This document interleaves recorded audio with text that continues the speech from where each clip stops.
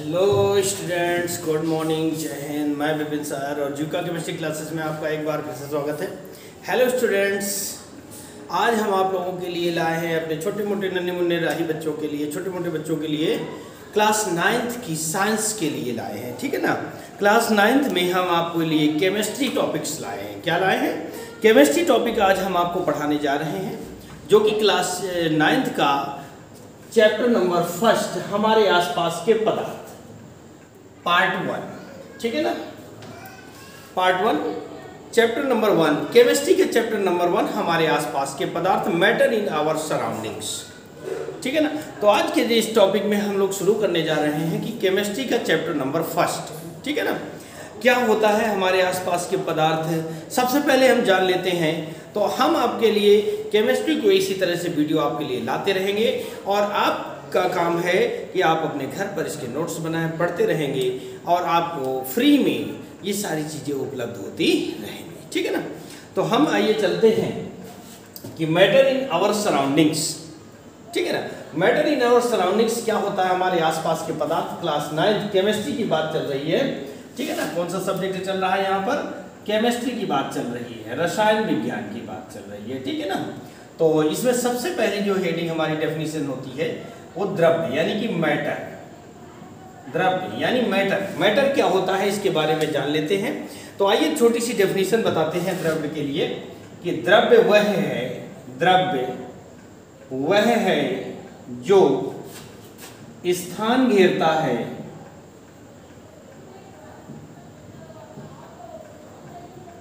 स्थान घेरता है तथा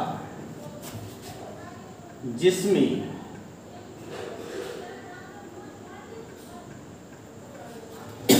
कुछ भार होता है। बहुत छोटी सी डेफिनेशन है कि द्रव्य वह है जो स्थान घेरता है तथा जिसमें कुछ भार होता है। ऐसी कौन सी चीज नहीं है जो द्रव्य ना हो, है ना। तो आपको यह बताना है कि द्रव्य क्या होता है, द्रव्य कहाँ से मिलता है। तो द्रव्य वह है जो स्थान घेरता है तथा जिसमें कुछ भार होता है। अब अगर हम बात करें तो इस समय यानी जो भी आप कुछ देख पाते हैं, जो भी आप देख रहे हैं, जो अपनी आंखों से आप देख सकते हैं, वो सब क्या होगा भैया? द्रव्य होगा। ठीक है ना। वो सब क्या होगा? द्रव्य होगा वो सब।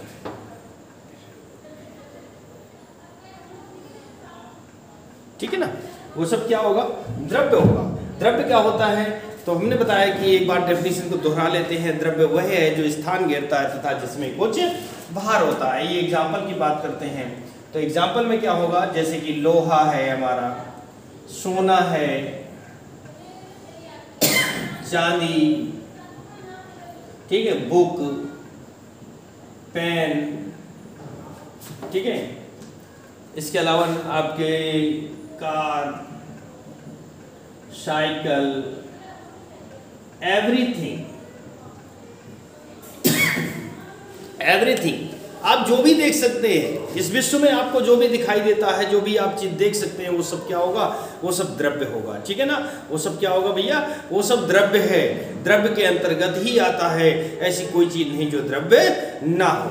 बट एक चीज है, ऐसा क्वेश्चन बन सकता है कि द्रव्य ऐसी वस्तु का नाम बताओ जो द्रव्य नहीं है।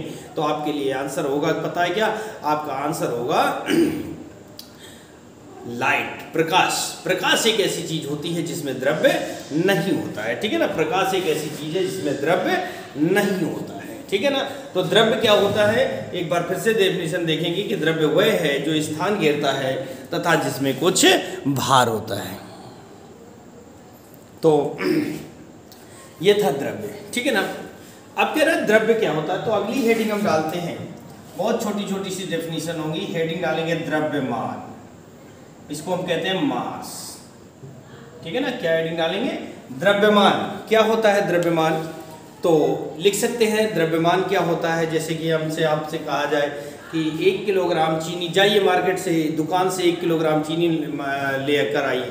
तो आपसे अगर कहा जा रहा है चीनी लेने के लिए, तो आप लेके जाएंगे, पैसे लेके जाएंगे और 1 किलोग्राम चीनी लेकर आ जाएंगे। तो उसकी वास्तविक मात्रा कितनी हुई? 1 kg हुई, 1 किलोग्राम हुई। तो वही उसका द्रव्यमान कहलाता है। ठीक है ना। तो डिफाइन कर सकते हैं कि किसी वस्तु में उपस्थित, किसी वस्तु में उपस्थित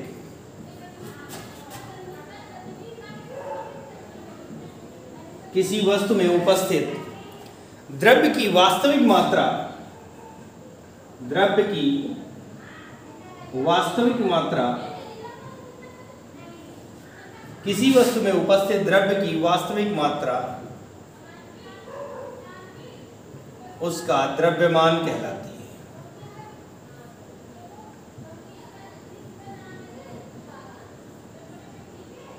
ठीक है ना। क्या होती डिफाइन, बहुत सिंपल सी डिफिनीशन हो गई कि किसी वस्तु में उपस्थित द्रव्य की वास्तविक मात्रा उसका द्रव्यमान कहलाती है। ठीक है ना।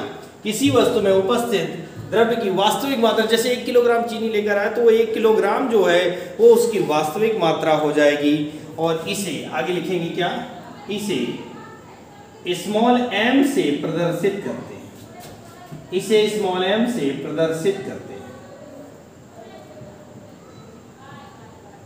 प्रदर्शित करते हैं। ठीक है ना। तो ये हो जाता है द्रव्यमान के बारे में। आ गया होगा समझ में मेरे ख्याल से। अगर कोई डाउट्स होता है तो आप कमेंट बॉक्स में कमेंट कर सकते हैं। वीडियो पसंद आए तो लाइक करें, शेयर करें, और अगर आप चैनल में नए हैं तो चैनल को सब्सक्राइब करें, बेल आइकन को प्रेस करें, जिससे कि आपके पास सारे वीडियोस की नोटिफिकेशन आप तक पहुंचते रहें और आपके पास केमिस्ट्री, बायोलॉजी एंड फिजिक्स यानी क्लास 9th की पूरी साइंस, क्लास 10th, यदि आपके कोई बड़े भाई बहन रहते हैं, छोटे भाई बहन रहते हैं 9th में, 10th में, 11th में, 12th में, तो हमारे चैनल में आपको फ्री में ये सारे क्लासेस के केमिस्ट्री, ठीक है ना, 9th 10th तक केमिस्ट्री, बायोलॉजी, फिजिक्स तीनों होंगे, और 11th 12th में आपको केमिस्ट्री के सारे वीडियोस आपको फ्री में उपलब्ध हो जाएंगे। अगली हेडिंग आती है हमारी भार। ठीक है ना। क्या होता है भार, वेट, इसको हम कहते हैं भार। अगली हेडिंग होती है भार। बढ़िया से आप नोट्स बना सकते हैं, आप लोग नोट्स बनाते रहिएगा। तो देखिए भार क्या होता है। आपको मालूम है कि अगर हम किसी वस्तु को छत पर फेंकते हैं, ऊपर की ओर फेंकते हैं, जैसे कि हम ये पेन उछाला और ये पेन हमारा फिर से नीचे आ गया, है ना, ऐसे हमने पेन को जंप किया लेकिन पेन नीचे आया, इसका क्या कारण हो सकता है? क्योंकि पृथ्वी जो है प्रत्येक वस्तु को, यानी हमारी जो अर्थ है, पृथ्वी जो है वो प्रत्येक वस्तु को अपनी ओर आकर्षित करती है। ठीक है ना, अपनी ओर आकर्षित करती है। तो जिस आकर्षण बल से आकर्षित करती है वही उसका भार कहलाता है। ठीक है ना। जितने आकर्षण बल से उस पृथ्वी किसी वस्तु को अपनी ओर जैसे कि ऐसे आकर्षित करती, वो उसका क्या कहलाएगा? भार कहलाएगा। तो हम डिफाइन कर सकते हैं, किसी वस्तु को पृथ्वी, ठीक है ना, किसी वस्तु को पृथ्वी जिस बल से, किसी वस्तु को पृथ्वी जिस बल से अपनी ओर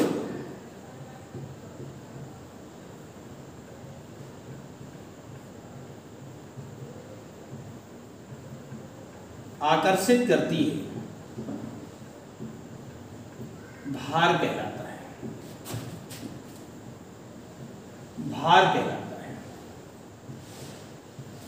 किसी वस्तु को पृथ्वी जिस बल से, किसी वस्तु को पृथ्वी जिस बल से अपनी ओर आकर्षित करती है वो उसका भार कहलाता है। इसे W से प्रदर्शित करते हैं, इसे W से प्रदर्शित करते हैं। ठीक है ना। किससे प्रदर्शित करेंगे? इसे W से प्रदर्शित करते हैं, अर्थात भार को हम W से प्रेजेंट कर सकते हैं। ठीक है ना। तो यह था हमारा द्रव्य, उसके बाद द्रव्यमान हो गया, फिर हमारा भार आ गया, और नेक्स्ट हम देखते हैं कि द्रव्यमान तथा भार में संबंध। हेडिंग होगी हमारी द्रव्यमान तथा भार में संबंध। ठीक है ना। इसको इंग्लिश में कहेंगे रिलेशन बिटवीन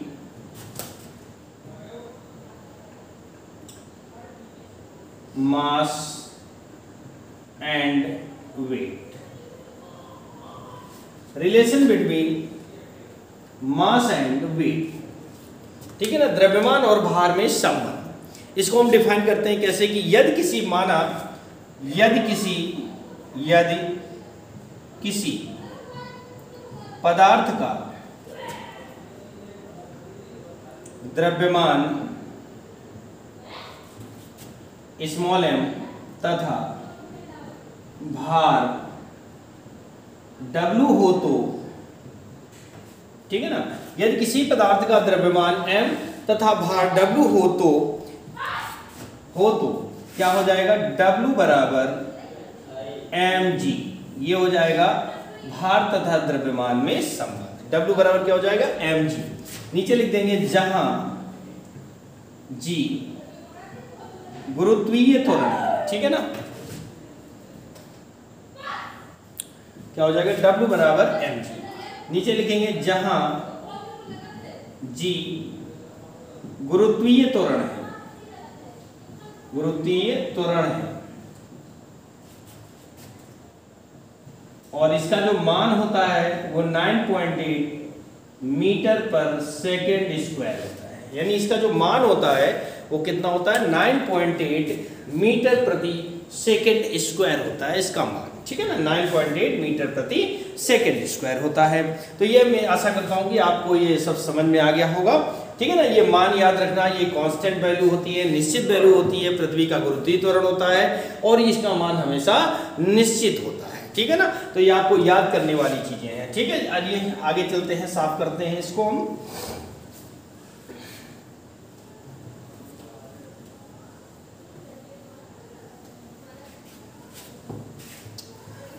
तो अब हम आपके लिए चलते हैं अगली हेडिंग के लिए। तो हम थोड़ा सा आपको छोटी मोटी सारी जानकारी देते जा रहे हैं। आयतन, इसको इंग्लिश में कहते हैं वॉल्यूम, ठीक है ना। आप हमारे चैनल में बने रहिए, चैनल को सब्सक्राइब कर लीजिए, बेल आइकन को प्रेस कर लीजिए, जिससे कि आपके पास सारी जानकारी, आपको बहुत छोटी मोटी बातें, सारी चीज़ें, सब कुछ आपको इसी वीडियो से माध्यम से होता आएगा, ठीक है ना। तो क्या होता है, कह सकते हैं किसी वस्तु द्वारा आयतन क्या होता है। आयतन सभी लोग जानते हैं, है ना। जैसे कहते हैं कि एक डिब्बे का आयतन कितना है, बॉक्स का आयतन कितना है, कमरे का आयतन कितना है ना, ये आयतन होता है। लेकिन आयतन को डिफाइन कैसे कर सकते हैं, परिभाषित कैसे कर सकते हैं, वो हम यहाँ पे देखते हैं। किसी वस्तु द्वारा घेरा गया स्थान, किसी वस्तु द्वारा घेरा गया स्थान आयतन कहलाता है,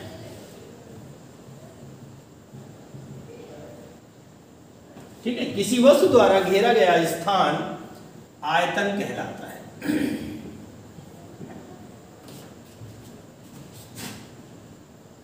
किसी वस्तु द्वारा घेरा गया स्थान, यानी कोई वस्तु कितना आयतन घेर सकती है। अब जैसे कि ये मेरे पास कलम है, इसको कहीं पर रखेंगे तो कुछ ना कुछ स्थान को घेरेगी, तो जितना स्थान घेरेगी वह उसका आयतन कहलाएगा, ठीक है ना, वह उसका आयतन कहलाएगा। जैसे हमारे पास ये बुक है, अब ये बुक हमारे पास है, क्लास 9th आपकी ही है, ठीक है ना। तो कितना आयतन घेर रही है, ये कितनी जगह घेर रही है, उसका आयतन कहलाएगा, ठीक है ना। इसे कैपिटल V से प्रदर्शित करते हैं।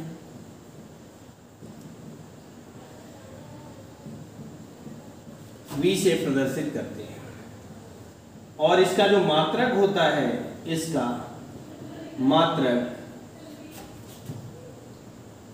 मीटर क्यूब होता है, ठीक है ना। इसका मात्रक क्या होता है भैया, इसका मात्रक मीटर क्यूब होता है। ये हमारा आयतन कहलाता है, ठीक है ना। क्या कहलाएगा, आयतन कहलाता है हमारा, मीटर क्यूब।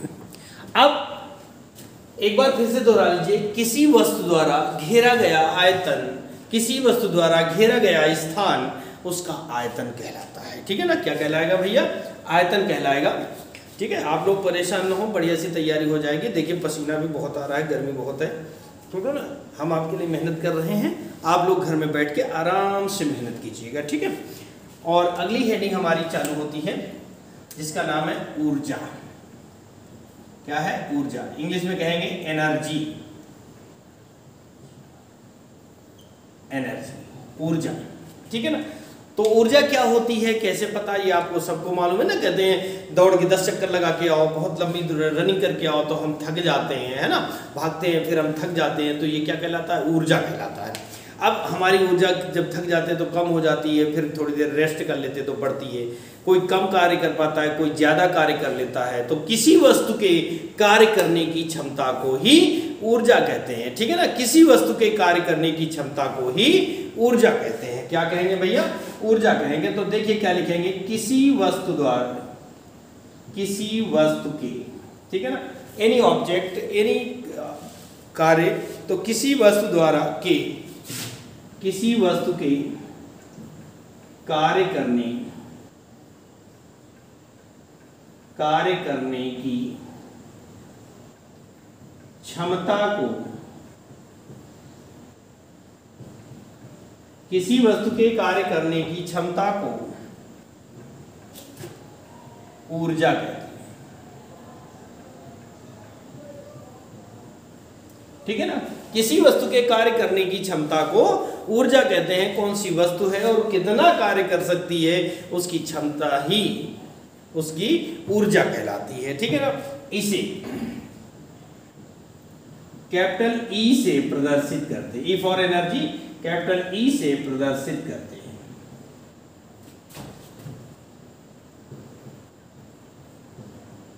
कैपिटल ई से प्रदर्शित करते हैं। इसका मात्रक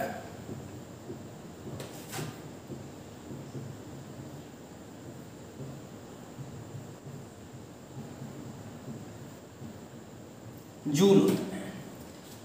तो आइए एक बार दोहरा लेते हैं कि किसी वस्तु के कार्य करने की क्षमता को ऊर्जा कहते हैं। किसी वस्तु के कार्य करने की क्षमता को ऊर्जा कहते हैं। इसे कैपिटल ई से प्रदर्शित करते हैं और इसका जो मात्रक है वो जूल होता है। ठीक है ना, क्या होता है मात्रक? इसका जो मात्रक है वो जूल होता है। ठीक है ना, मात्रक क्या होता है? जूल होता है। अब हम चलते हैं अगली हेडिंग पर। हेडिंग है हमारी द्रव्यमान ऊर्जा तुल्यता नियम।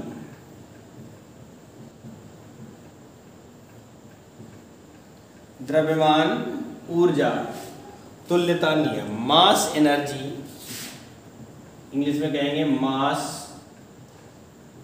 एनर्जी इक्वालिटी,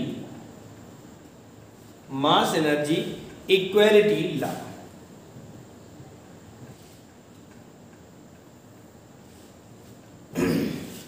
द्रव्यमान ऊर्जा तुल्यता नियम, mass energy equality law.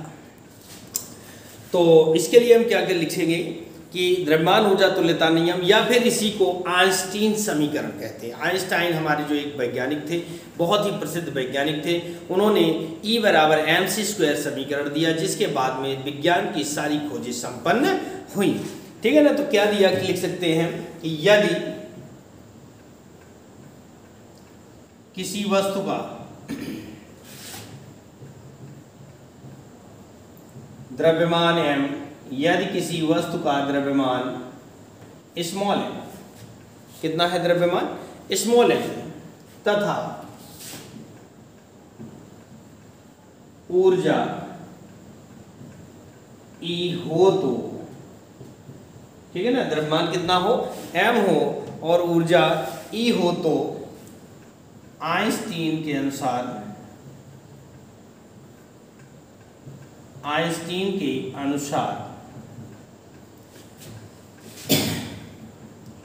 E बराबर mc², ये आइंस्टीन का द्रव्यमान ऊर्जा तुल्यता नियम है, जिसका नाम है E बराबर mc², जहां E हमारी एनर्जी होती है, m हमारा द्रव्यमान होता है। आगे लिखेंगे जहां c प्रकाश की चाल है, जहां c प्रकाश की चाल है, ठीक है, इसका मान या जिसका मान 3 × 10⁸ मीटर प्रति सेकंड होता है। कितना होता है मान? 3 × 10⁸ मीटर प्रति सेकंड होता है, ये इसका मान होता है। ठीक है ना, 3 × 10⁸ मीटर प्रति सेकंड होता है। ठीक है ना, ये हमारा द्रव्यमान ऊर्जा तुल्यता नियम, E बराबर mc²। E हमारी द्रव्यमान, E हमारी ऊर्जा, m हमारा द्रव्यमान और c हमारे प्रकाश की चाल होती है। ठीक है ना, तो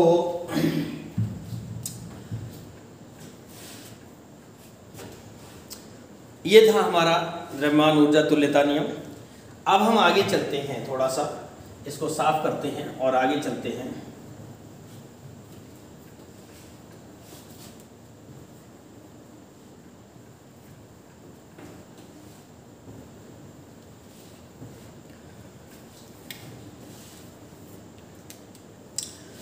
लिखते हैं, हेडिंग डालते हैं पदार्थ के अभिलाक्षणिक गुण। पदार्थ के अभिलाक्षणिक गुण।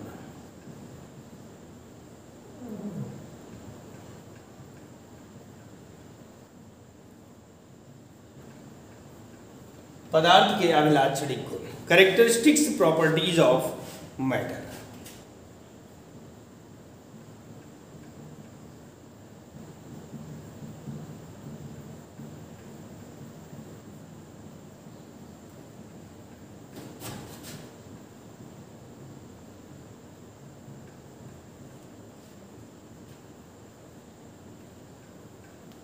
मैटर क्या है? आपने डेफिनेशन पढ़ी, लेकिन किन गुणों के आधार पर हम मैटर को पहचानेंगे कि ये वाकई में मैटर है, ये वाकई में द्रव्य है? ऐसे कौन से ऐसे प्रॉपर्टीज हैं, गुण हैं जिनके द्वारा हम पहचान सकते हैं? तो हमारा नंबर 1 बनता है। पहली प्रॉपर्टी हम लोग क्या लिखते हैं, तो थोड़ा सा डिफाइन करते हैं और लिखेंगे पदार्थ की प्रमुख अभिलाक्षणिक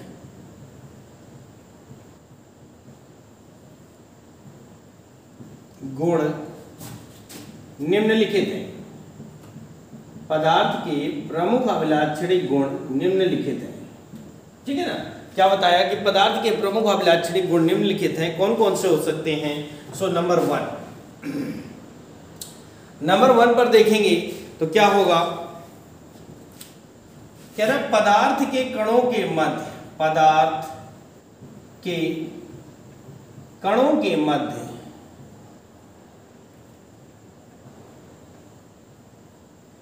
पदार्थ के कणों के मध्य रिक्त स्थान होता है।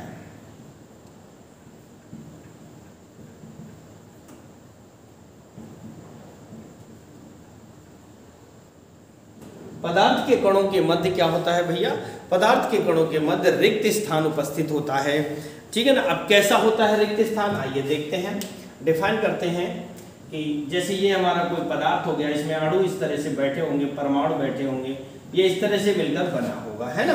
तो देखिए इनके जो बीच बीच है, ये जो खाली स्थान दिख रहा है, इसी को रिक्त स्थान बोलते हैं। क्या बोलते हैं? रिक्त स्थान बोलते हैं इसी को। ठीक है ना? हाँ, तो पहला पॉइंट था पदार्थ के कणों के मध्य रिक्त स्थान होता है। जैसे आप लोग बैठते हो, गर्ल्स बॉयज अपनी अपनी सीटों पे बैठते हो, तो क्या होता है कि 4 बच्चे बैठे, 2 बच्चे बैठे, तो बीच में कुछ गैपिंग होगी, कुछ जगह खाली होगी, उसे हम कहते हैं रिक्त स्थान। ठीक है ना? नंबर 2 पर चलते हैं। दूसरी प्रॉपर्टी क्या है? नंबर 2, पदार्थ के कण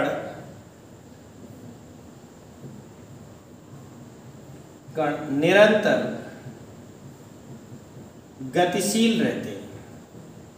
पदार्थ के कण निरंतर गतिशील रहते हैं।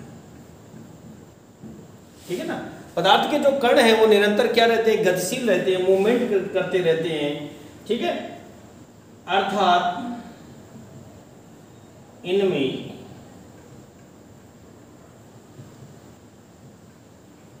गतिज ऊर्जा होती है।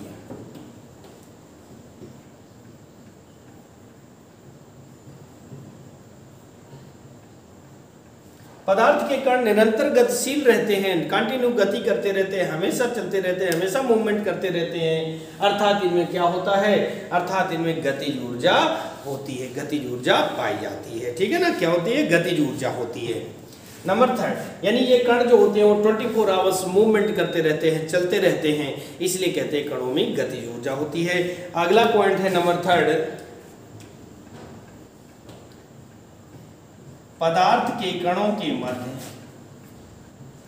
पदार्थ के कणों के मध्य अंतर आणविक आकर्षण बल, अंतर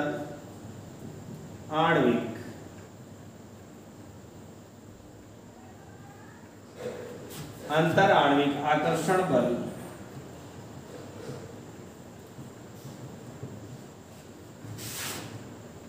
कार्य करता है। ठीक है ना। पदार्थ के कणों के मध्य अंतर आणविक आकर्षण बल हमेशा यानी 24 आवर्स पदार्थ के इन अणुओं के बीच में आकर्षण बल कार्य करता रहता है। ठीक वैसे ही जैसे आप लोग देखिए, आप लोग क्लास में बैठे होते हैं ना, तो आपका कोई 2-3 लोग बैठे हो, सीट भरी है, लेकिन आपका मित्र आ जाता है, आपकी गर्ल्स में कोई फ्रेंड आ जाती है आपकी, तो आप क्या करते हो, उसको वहीं पर बैठा लेते हो। ऐसा क्यों होता है? क्योंकि आपकी उसकी दोस्ती अच्छी है, आपके उसके बीच में आकर्षण बल अच्छा है। ठीक है ना। तो ये था आज का हमारा टॉपिक। आज के लिए इतना ही हमारे साथ में, और बने रहिए हमारे YouTube चैनल पर। आपसे प्रॉमिस करते हैं, वादा करते हैं कि क्लास 9th की सारी साइंस आपको ऐसे ही YouTube पर उपलब्ध होती रहेगी। Thank you. जय हिंद, जय भारत।